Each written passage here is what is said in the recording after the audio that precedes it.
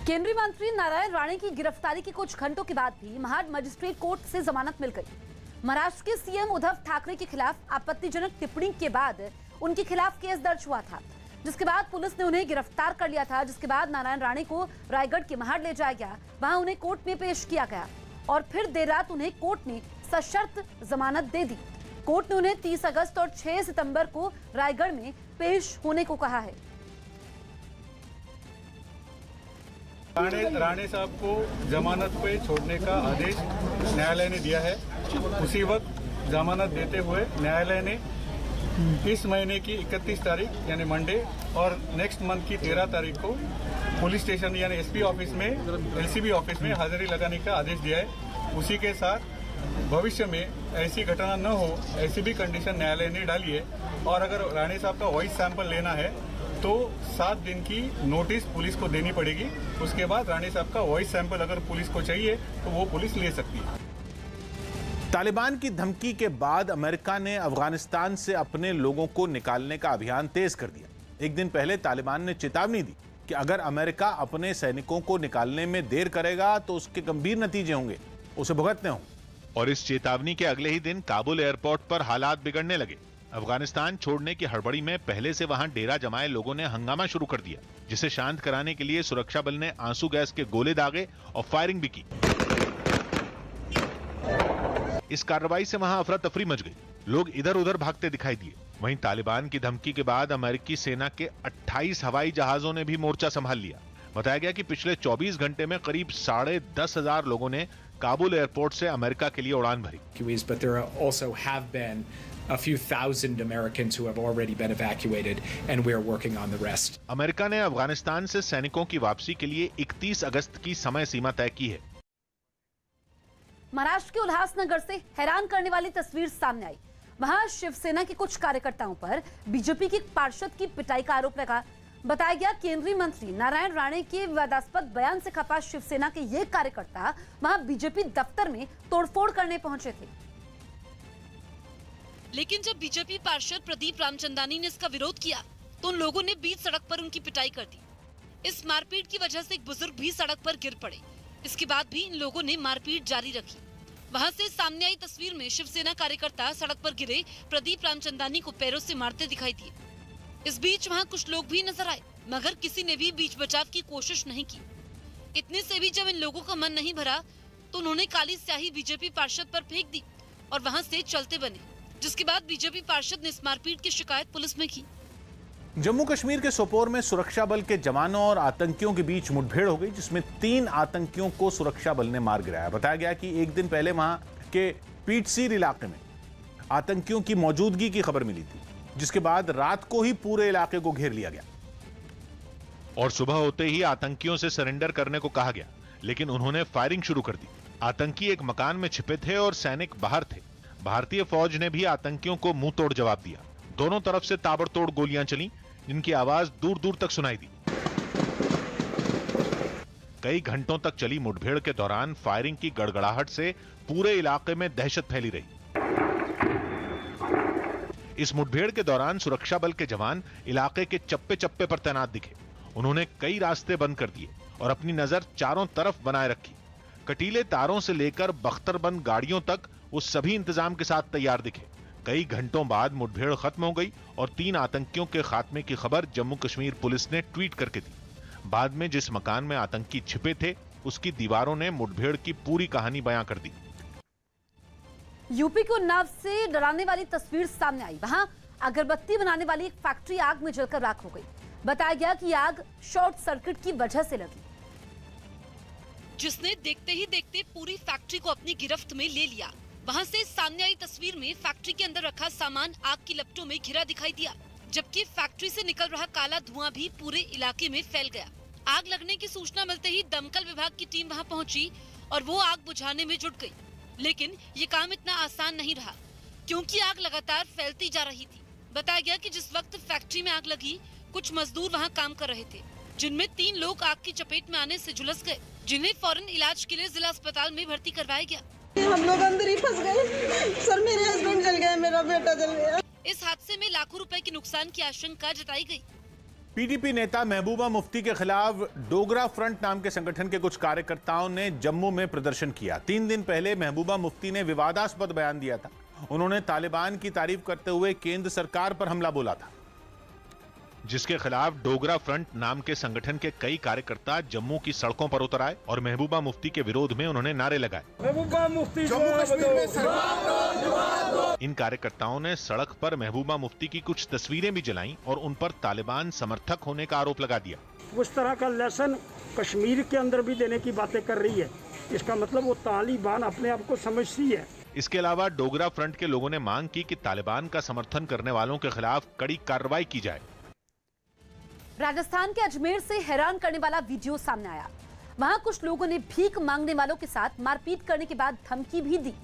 21 अगस्त के इस वीडियो के वायरल हो जाने के बाद पुलिस ने 5 आरोपियों को गिरफ्तार कर लिया, जिन्होंने एक इलाके में भीख मांग रहे कुछ लोगों को घेर कर उनकी तलाशी ली। बताया गया कि उन लोगों को उन पर चोरी का शक था। इसके बाद उन्होंने उनकी पिटाई भी की। ये लकड़ी लो, इसको मारो, इनको तबीयत। मारपीट के बाद इलाके के लोगों ने भीख मांगने वालों को दोबारा वहां न आने की चेतावनी भी दी। नहीं आएंगे,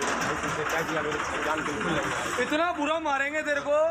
इस वीडियो के वायरल होते ही पुलिस ने सभी आरोपियों को गिरफ्तार कर लिया। साथ ही जिनको पीटा गया उनकी तलाश भी तेज कर दी गई। जैसे ही उनकी तलाश हो जाती है तो और आगे कार्रवाई की जाएगी। इस संबंध में मुकदमा भी दर्ज किया जाकर अनुसंधान किया जा रहा है। खबर है कि वो लोग यूपी के रहने वाले थे, इसीलिए राजस्थान पुलिस ने इस मामले की जांच के लिए यूपी पुलिस से भी मदद मांगी। नकली कोरोना वैक्सीन के खतरे से निपटने की चुनौती ने केंद्र सरकार की चिंता बढ़ा दी है। न्यूज़ 18 के रवि सिंह की रिपोर्ट है कि केंद्र सरकार ने इस मामले की जांच के आदेश दिए हैं कि आखिर सिस्टम में खामियां आई कहां से। खबर है कि विश्व स्वास्थ्य संगठन ने भी इस मुद्दे पर भारत के लिए चेतावनी जारी की। हालांकि भारत में फर्जी या नकली कोरोना वैक्सीन पकड़े जाने की घटनाएं कम हैं, लेकिन जानकारों के मुताबिक अगर वक्त रहते इस पर कार्रवाई नहीं हुई तो भारत जैसे वैक्सीन के बड़े बाजार में इसके नतीजे भयानक हो सकते हैं। क्योंकि अगर नकली वैक्सीन भारत में फैल गई तो लोग कोरोना की चपेट में आते रहेंगे और फिर इस महामारी को रोक पाना और मुश्किल हो जाएगा। इसके साथ ही खबर है कि सरकार इस मामले को ज्यादा तूल भी नहीं देना चाहती, क्योंकि केंद्र सरकार को इस बात की आशंका है कि मामले को तूल देने से टीका अभियान पर असर पड़ सकता है। हाल ही में नकली कोरोना वैक्सीन की एक बड़ी खेप बरामद की गई थी। पाकिस्तान और अफगानिस्तान के बीच होने वाली वनडे सीरीज टल गई। पाकिस्तान और अफगानिस्तान के बीच अगले महीने श्रीलंका में होने वाली वनडे सीरीज को फिलहाल टाल दिया गया। अफगानिस्तान संकट और श्रीलंका में बढ़ते कोरोना मामलों की वजह से यह फैसला हुआ। दिल्ली के नजफगढ़ में एक रेस्टोरेंट पर काम कर रहे एक कर्मचारी की 2 लड़कों ने गोली मारकर हत्या कर दी। प्रीति जिंटा ने शिमला में अपने फार्म हाउस का एक वीडियो सोशल मीडिया पर शेयर किया, जिसमें वो सेबों के बाग में मस्ती करती नजर आई। सूरत एप्पल्स है क्योंकि आजकल एप्पल सीजन चल रहा है, बारिश हो रही है, बाल का झबला हो चुका है। दिल्ली के पास हरियाणा के गुरुग्राम में एक मकान मालिक ने अपने किराएदार के परिवार के 3 सदस्यों और अपनी बहू की हत्या कर दी। बताया गया कि उसे बहू के चरित्र पर शक था। साथ ही उसका अपने किराएदार से रेंट एग्रीमेंट को लेकर काफी समय से विवाद भी चल रहा था। हत्या करने के बाद वो खुद थाने पहुंचा और पुलिस के सामने सरेंडर कर दिया। इसी घर के अंदर ये पूरी वारदात हुई है। देर रात की ये घटना है। बताया गया कि आरोपी ने धारदार हथियार से किराएदार की 3 साल की एक बच्ची पर भी हमला किया, लेकिन जब पुलिस की टीम वारदात की जगह पर पहुंची तो उस बच्ची की सांसें चल रही थी, जिसे बाद में सफदरजंग अस्पताल में भर्ती कराया गया। इन्वेस्टिगेशन जारी है, जैसी होगी एक बार सारी चीज अपडेट करने के बाद आपको डिटेल्स देंगे। अफगानिस्तान में तालिबान को खड़ा करने में पाकिस्तान का हाथ है, ये बात किसी से छिपी हुई नहीं है। लेकिन अब तो इमरान खान की पार्टी की एक नेता ने टीवी डिबेट में दुनिया के सामने कह दिया है कि तालिबान के सहारे कश्मीर को हथियाने की साजिश चल रही है। एक तरफ अफगानिस्तान की ये जमीनी सच्चाई है, यहाँ फिजा में खौफ फैला हुआ है, हवा में बारूद की गंध घुल गई है और गलियों में दहशत दौड़ रही है। पूरी दुनिया अफगानिस्तान के मौजूदा हालात और तालिबान के बढ़ते कदमों को लेकर फिक्रमंद है। तालिबान से डरने वाले अफगानिस्तान के लोगों की चिंता अब दुनिया को सताने लगी है। दुनिया भर के तमाम लीडर आपस में सिर जोड़कर इस नाजुक और तकलीफदेह मौके के चंगुल से बाहर निकलने का रास्ता तलाश रहे हैं। लेकिन ये जमीनी हालात को दिखती तस्वीर का एक रुख है। अब जरा इस तस्वीर का दूसरा रुख भी देखते हैं। एक तरफ जुल्म और सितम के रहनुमा तालिबान हैं, जिनके नाम की दहशत से पूरी दुनिया दुबली हुई जा रही है, तो दूसरी तरफ पाकिस्तान जैसे मुल्क हैं, जो इस बेगानी शादी में अब्दुल्ला दीवाना वाली बात को साबित करने पर आमादा है। नमूना ये देखिए। अब अफगानिस्तान माशाल्लाह से देख लें, वो तालिबान हमें कहते हैं हम आपके साथ हैं और इंशाल्लाह वो आके हमारे साथ कश्मीर फतह करके देंगे। ये है पाकिस्तान की असली मंशा जो अब जुबान पर आने लगी है। ये किसने आपको कोई व्हाट्सएप आया होगा कि तालिबान आपके साथ मिलकर के कश्मीर आजाद कराएंगे? वाकई ऐसा कोई ख्वाब देखती हैं आप? किसने दिखाया है? इंशाल्लाह। ये कैसे, किसने आपको बताया? आपको पता है आपने क्या कहा है? नहीं सुनते मैडम, आपको पता ही नहीं है? जाके देखते नहीं है। पाकिस्तान के प्रधानमंत्री इमरान खान की पार्टी पीटीआई की एक नेता ने टीवी चैनल पर यह बात कहकर पाकिस्तान और उसके नेता को पूरी तरह से बेनकाब कर दिया। पीटीआई के नेता नीलम इरशाद शेख ने टीवी चैनल पर डिबेट के दौरान कहा कि तालिबान पाकिस्तान के साथ है। मैडम, मैं आपसे पूछ रहा हूँ, तालिबान आपको कश्मीर जीत करके देंगे, ये किसने आपको बताया? हमारे साथ मिलके इंडिया, आप कैसे कह सकते हैं कि मैं इंडिया की तरफ से बोल रही हूँ? पाकिस्तान टीवी चैनल पर डिबेट करवाने वाला एंकर भी इन मोहतरमा की बातों को सुनकर सिर पकड़कर बैठ गया। अफगानिस्तान में हाहाकार मचा हुआ है। तालिबान के हत्थे चढ़ने से बचने के लिए लोग मारे मारे फिर रहे हैं और हर कोई तालिबान की हद से बाहर निकलने के लिए बेताब है। लेकिन पाकिस्तान के भीतर आला से लेकर अदना तक सभी लोग कश्मीर के नाम का कहरा पड़ रहे हैं और हर किसी के सपने में कश्मीर ही नजर आ रहा है और मुंगेरी लाल के हसीन सपने की तर्ज पर तालिबान के जरिए कश्मीर पाने का मंसूबा पालने लगे हैं। सारी दुनिया की देखा देखी पाकिस्तान भले ही कितना भी तालिबान को समर्थन करने से इनकार कर ले, लेकिन उसकी सच्चाई दुनिया जानती है। तालिबान को खड़ा करने में पाकिस्तान का ही हाथ है, ये सच किसी से छिपा नहीं। यही वजह है कि तालिबान के लौट कर आने से पाक में खुशी का माहौल है। इतना ही नहीं, पाकिस्तान के लोगों के दिल के अरमा अब जुबान पर आने लगे हैं। मैडम, अल्लाह का वास्ता, ये प्रोग्राम ऑन एयर जा रहा है, इसको दुनिया देखेगी, इसको भारत में देखा जाएगा और उसके बाद जो हम पे तबर्रे होंगे, आपको अंदाजा है ये कहां से सुन करके आपने ये हवाई छोड़ दी? जो टुकड़े जो उन्होंने किए हुए ना, हमारे जो टुकड़े किए हुए ना, वो हम जुड़ जाएंगे इंशाल्लाह ताला। पाकिस्तान के टीवी चैनल का पत्रकार कश्मीर और उसके मसले की असलियत के साथ साथ भारत को भी समझता है, तभी तो वो बार बार मोहतरमा को बीच में टोकता भी है। शादी में अब्दुल्ला दीवाना वहाँ से है, हमारी फौज के पास पावर है, हमारी हुकूमत के पास पावर है कि भाई फौज के पास पावर है तो फौज खुद आजाद करा लेगी ना कश्मीर को। ये तालिबान को कहां से कुदा दिया आपने? पत्रकार इस बात को भी समझाने की कोशिश करता है कि उनकी वजह से पाकिस्तान को दुनिया में रुस्वा होना पड़ेगा। तालिबान अगर कूदेंगे तो फिर फौज के पास क्या काम रह गया? आप किस बिहार पे? तालिबान भी हमारा, आप मुझे बताएं, आप फौज की नुमाइंदगी कर रही हैं, तालिबान की नुमाइंदगी कर रही हैं या हुकूमत पाकिस्तान की? लेकिन मोहतरमा को तालिबान के कसीदे पढ़ने से फुर्सत कहाँ? पराई शादी में अब्दुल्ला दीवाना वहाँ से है, हमारी फौज के पास पावर है, हमारी हुकूमत के पास पावर है। कश्मीर पाकिस्तानियों के लिए दुखती नब्ज है, ना उन्हें इतिहास की समझ है और ना ही भूगोल का ज्ञान।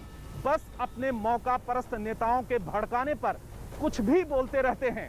लेकिन पाकिस्तानी एक सच अच्छी तरह जानते हैं कि हिंदुस्तान की मार तगड़ी है।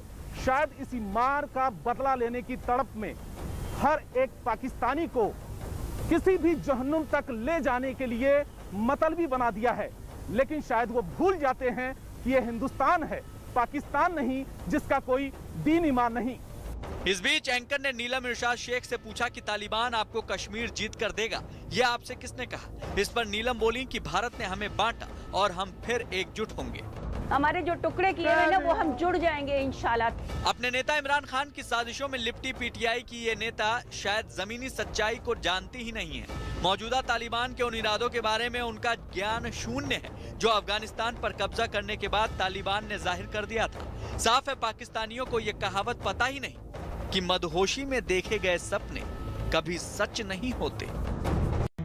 इंडोनेशिया में रह रहे अफगान शरणार्थियों ने तालिबान के खिलाफ जकार्ता में प्रदर्शन किया।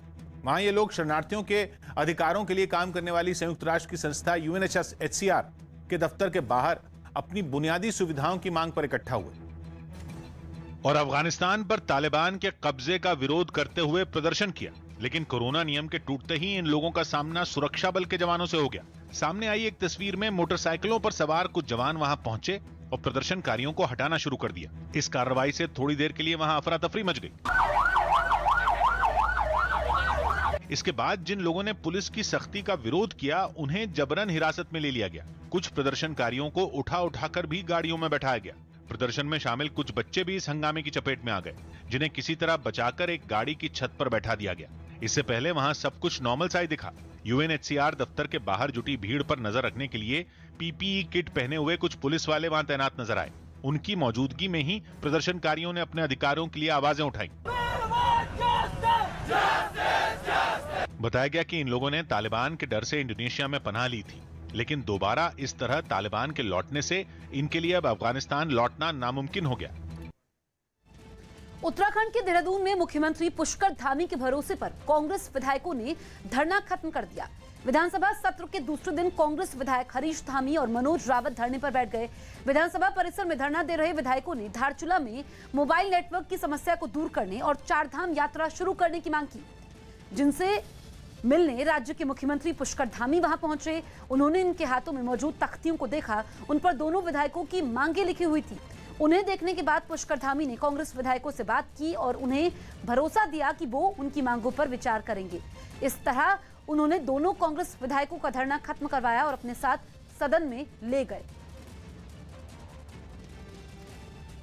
राजस्थान में मुख्यमंत्री के साथ जारी खींचतान के बीच सचिन पायलट ने अशोक गहलोत के गढ़ जोधपुर में शक्ति प्रदर्शन किया। बताया गया कि पायलट को बाड़मेर जाना था, जिसके लिए वो जोधपुर एयरपोर्ट पर उतरे और जैसे ही सचिन पायलट एयरपोर्ट से बाहर निकले, उनके स्वागत में समर्थकों का हुजूम उमड़ पड़ा। लोगों ने उन पर फूलों की बारिश कर दी और उनके समर्थन में खूब नारे भी लगाए। सचिन पायलट ने भी अपने समर्थकों को निराश नहीं किया। वो अपनी गाड़ी से बाहर निकले और कई लोगों से हाथ मिलाया। माना जा रहा है कि पायलट ने इस स्वागत समारोह के जरिए मुख्यमंत्री के गढ़ में अपनी ताकत दिखाने की कोशिश की। हालांकि गहलोत सरकार में अपने गुट की भागीदारी बढ़ाने की चर्चा के सवाल को वो टाल गए। उसके बारे में एआईसीसी बोल चुकी है, अजय माकन जी अपनी बात रख चुके हैं। अब आने वाले दिनों में देखते हैं क्या होता है। एयरपोर्ट से निकलने के बाद सचिन पायलट का काफिला जहां से भी गुजरा, वहां उनके समर्थकों की भीड़ नजर आई। ग्रीस के जंगलों में लगी आग अब रिहायशी इलाकों में फैलकर तबाही मचा रही है। वहां की कई जंगल पिछले एक हफ्ते से सुलग रही हैं, लेकिन तेज हवाओं की वजह से आग को अब तक नहीं बुझाया जा सका और वो बेकाबू होकर रिहायशी इलाकों की तरफ फैलने लगी। सबसे डराने वाली तस्वीरें तो एथेंस के बिलिया नाम के इलाके से सामने आई। वहां जंगल के बीच एक मकान आग में पूरी तरह घिरा नजर आया। आग से लड़ने के लिए सरकार की तरफ से भी पूरी ताकत झोंक दी गई। वहां कई हेलीकॉप्टर आग बुझाने के काम में उतार दिए गए। सामने आई तस्वीरों में कई हेलीकॉप्टर लपटों पर पानी की बौछार करते नजर आए, जबकि फायर ब्रिगेड के लोग जंगलों में घुसकर धधकते मकान की लपटों को बुझाने की कोशिश करते दिखे।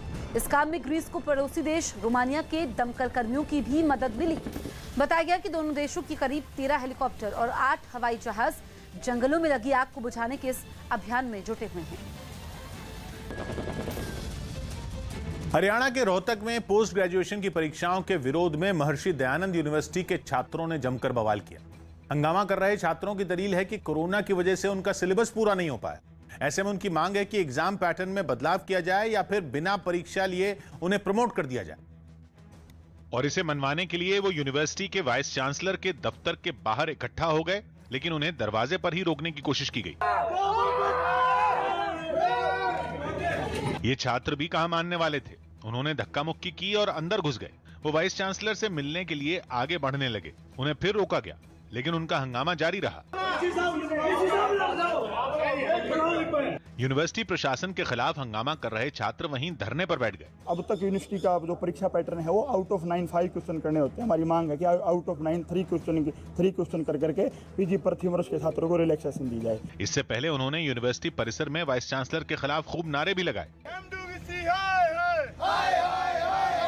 हंगामा बढ़ा तो यूनिवर्सिटी प्रशासन ने छात्रों को भरोसा दिया कि उनके लिखित में शिकायत देने के बाद इस मुद्दे पर विचार किया जाएगा। हमें ये लिख के देते हैं और हम पता करते हैं कि वाकई ऐसा है कि किस लेवल में, तो उस हिसाब से इनके एग्जाम होंगे। महर्षि दयानंद विश्वविद्यालय में अगले महीने की 1 तारीख से पोस्ट ग्रेजुएशन के एग्जाम शुरू होने वाले हैं। उससे पहले वहां के छात्र इन परीक्षाओं के विरोध में उतर आए। देश के अलग अलग शहरों के सिख समुदाय के लोगों ने अफगानिस्तान में फंसे हुए सिखों और गुरु ग्रंथ साहिब के 3 पावन स्वरूपों को भारत लाने के लिए पीएम मोदी का आभार जताते हुए धन्यवाद कहा। गुरु ग्रंथ साहिब के पावन स्वरूपों और 40 से ज्यादा अफगान सिख और हिंदुओं को सुरक्षित भारत लाया गया है। सिख समुदाय के लोगों का कहना है कि मोदी जी ने हमेशा ही सिख समाज का साथ दिया है। वो निस्वार्थ भाव से गुरुजी की सेवा करते हैं, इसलिए दुनिया भर में चमक रहे हैं। गुरु ग्रंथ साहिब जी की सवारी को पूरी निष्ठा के साथ, पूरे स्वरूप का जो एक तरीका होता है उसके साथ भारत में लाना, भारतीय जनता पार्टी के सरकार के केंद्र के 2 मंत्रियों का रिसीव करना, ये मोदी जी का हम लोग बहुत बहुत धन्यवाद करते हैं। सभी जात बिरादरियों के लिए इसमें उपदेश साझा थे, उसका जो स्वरूप को सम्मान स्वरूप लाए हैं, उसकी खुशी की कोई सीमा नहीं है और इसके लिए मोदी जी की सरकार, उनके सहयोगियों को बहुत बहुत धन्यवाद। हमारे गुरु साहिबान धन धन श्री गुरु ग्रंथ साहिब को इतने सम्मान के साथ काबुल से भारत लाया, इसका बहुत बहुत धन्यवाद प्रधानमंत्री मोदी जी का करते हैं। अफगानिस्तान से गुरु ग्रंथ साहब की प्रतियां भारत पहुंच गईं। वहां के अलग अलग गुरुद्वारों में रखी ये तीनों प्रतियां भारत आईं, जिन्हें दिल्ली में सुरक्षित रखा जाएगा। इन प्रतियों को लेने के लिए एयरपोर्ट पर खास तैयारियां की गई। और जब गुरु ग्रंथ साहब के तीनों स्वरूप विमान से भारत पहुंचे तो खुद केंद्रीय मंत्री हरदीप सिंह पुरी उन्हें लेने विमान तक गए, जहां उन्होंने एक स्वरूप को अपने सर पर रखा और सतनाम वाहेगुरु बोलते हुए आगे बढ़े।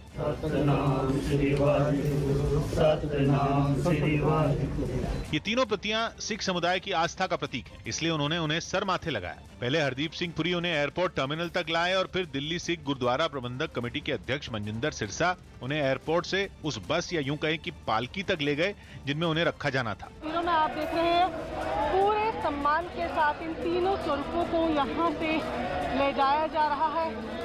बाकायदा इसके लिए एक पालकी तैयार की गई है। फूलों से सजी इस पालकी में गुरु ग्रंथ साहब की तीनों प्रतियों को रखने के बाद उन्हें महावीर नगर के गुरुद्वारे ले जाया गया। इस दौरान उसमें कीर्तन होता रहा। अफगानिस्तान से आए जिस विमान से गुरु ग्रंथ साहब के स्वरूप आए, उसी विमान से 25 भारतीय भी देश लौटे, जिनमें कई सिख समुदाय के हैं।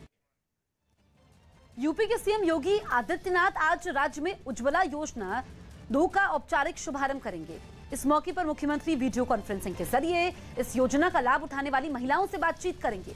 उज्ज्वला योजना 2.0 में उन प्रवासी मजदूरों के लिए विशेष प्रावधान किया गया है जो पहले निवास प्रमाण पत्र नहीं होने की वजह से इस लाभ से वंचित रह गए थे। इससे पहले बीते 10 अगस्त को पीएम नरेंद्र मोदी ने देश में उज्ज्वला 2 की शुरुआत की थी। इसी को आगे बढ़ाते हुए उज्ज्वला 2 के तहत 20 लाख नई लाभार्थियों को एलपीजी कनेक्शन मिलेगा।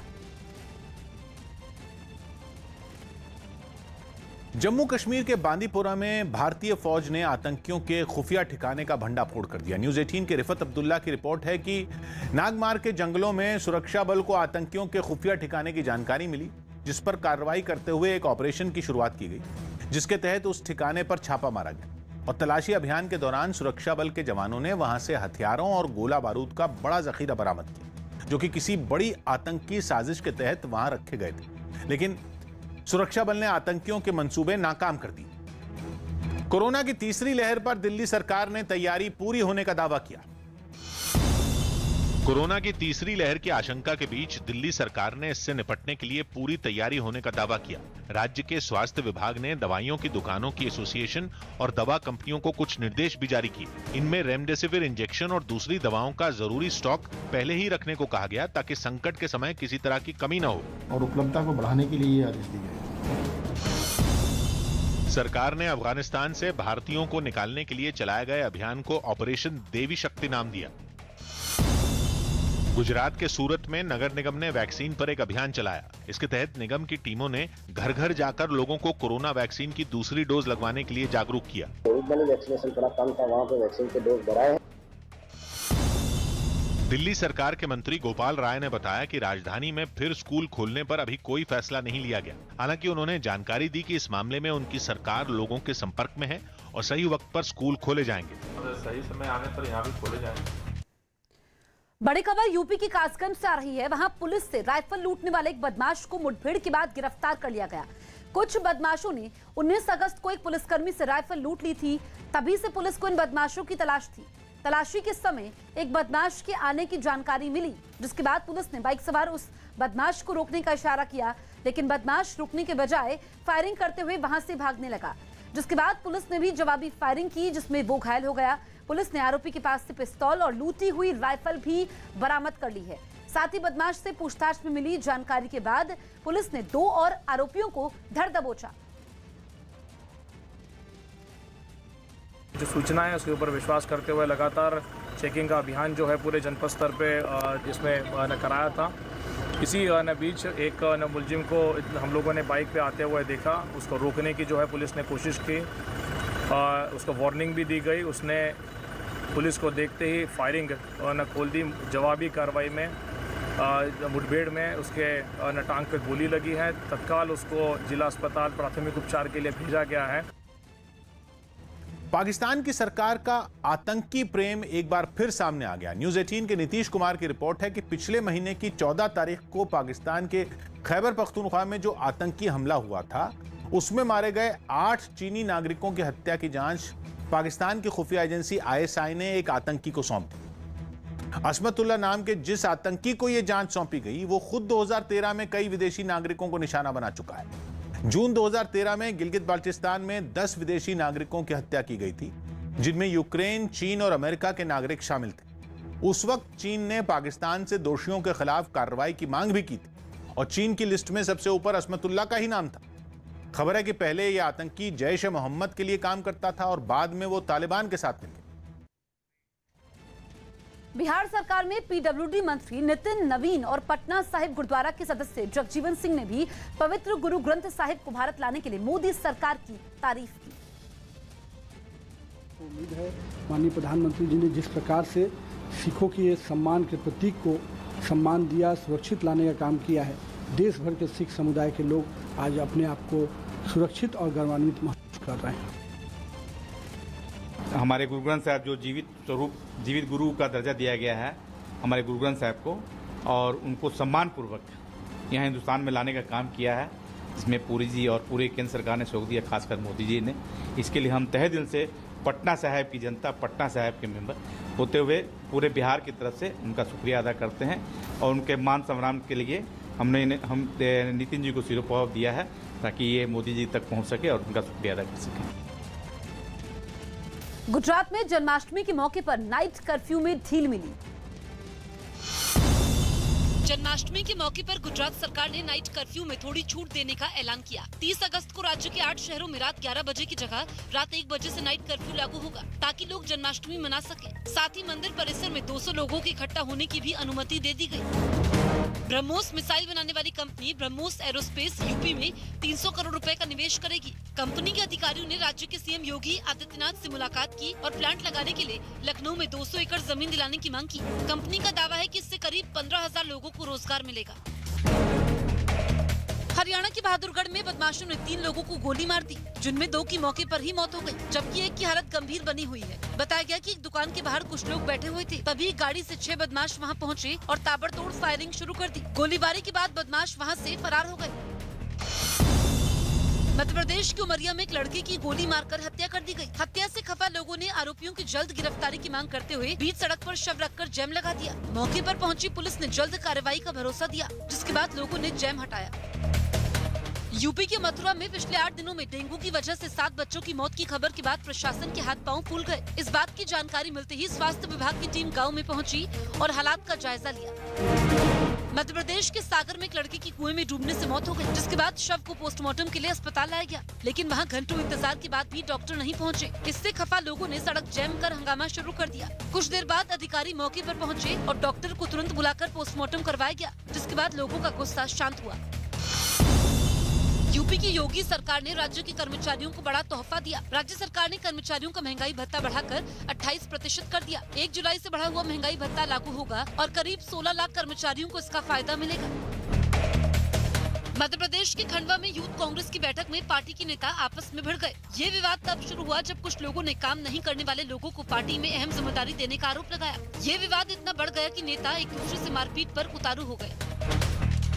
मध्य प्रदेश के रतलाम में अश्लील फोटो के जरिए एक लड़की को ब्लैकमेल करने वाले आरोपी ने कोर्ट में सरेंडर कर दिया, जिसके बाद कोर्ट ने उसे 4 दिन की पुलिस रिमांड पर भेज दिया। आरोप है कि निश्चित नाम के इस लड़के ने आपत्तिजनक तस्वीर वायरल करने की धमकी देकर एक लड़की से 1 करोड़ रुपए, 3 किलो सोना और 15 किलो चांदी के गहने ऐंठ लिए थे। यूपी में पीईटी परीक्षा में गड़बड़ी करने के आरोप में एसटीएफ ने 6 लोगों को गिरफ्तार कर लिया। इनमें प्रयागराज से 2 जबकि कौशाम्बी से 4 आरोपियों को एसटीएफ की टीम ने धर दबोचा। मध्य प्रदेश के दमोह में सड़क पर बनाए गए 2 मंजिला मकान को गिरा दिया गया। हाईकोर्ट के आदेश के बाद कुछ अधिकारी खुदाई करने वाली एक मशीन के साथ वहां पहुंचे और उस मकान को गिरा दिया। यूपी के बरेली में कुछ लोगों ने चोरी के आरोप में एक लड़के को पकड़ लिया और उसकी जमकर पिटाई की। पिटाई के बाद लोगों ने आरोपी को पुलिस के हवाले कर दिया। ब्राजील के साओ पाउलो के बायो प्रिजर्व पार्क में 2 दिन पहले लगी आग तेजी से भड़क गई। आग की वजह से वहां पार्क का आधा हिस्सा जलकर राख हो गया। लेकिन 2 दिन की कोशिशों के बाद भी आग को नहीं बुझाया जा सका। वहां पार्क के चारों ओर बस आग ही आग दिखाई दी। उसे बुझाने के लिए 100 से ज्यादा दमकल कर्मियों को मैदान में उतारा गया, जिन्होंने आग बुझाने में पूरी ताकत झोंक दी। सामने आई तस्वीरों में कुछ दमकल कर्मी आग पर पानी की बौछार करते नजर आए। वहीं एक हेलीकॉप्टर भी झील से पानी निकालकर आग पर काबू पाने की कोशिश करता दिखाई दिया। इस बीच हैरान करने वाली ये बात सामने आई कि बायो प्रिजर्व पार्क में लगी ये आग कुदरती नहीं बल्कि लोगों की लापरवाही का नतीजा है। असल में वहाँ के लोग अक्सर रात के समय हॉट एयर बलून आसमान में छोड़ते हैं। बताया गया कि सोमवार को भी कुछ लोगों ने एक हॉट एयर बलून आसमान में छोड़ा, जो साओ पाउलो के इसी पार्क में उतरा और इस बलून से निकली चिंगारी से पार्क में आग लग गई। Houve uma denúncia de balão, balão caiu no parque e ocasionou। ये पहली बार नहीं है जब ये bio preserve park hot air balloon की चपेट में आया हो। 4 साल पहले भी इस पार्क का 10% हिस्सा इसी तरह की घटनाओं से जलकर राख हो गया था।